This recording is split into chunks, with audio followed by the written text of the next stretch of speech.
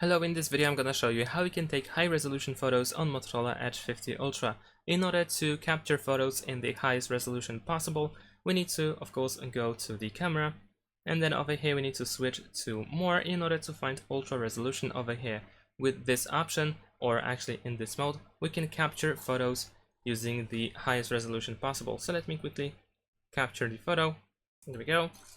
And now we're gonna see the information about this photo.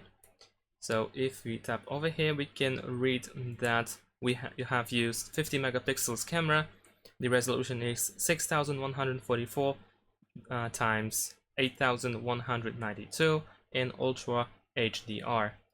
Compared to the regular photo mode or the Pro mode, in both cases we make photos using the 12.6 megapixels and the resolution is 3072 by 4096, and of course as long as you use the 3:4 aspect ratio. If you use any other aspect ratio, the resolution is actually worse.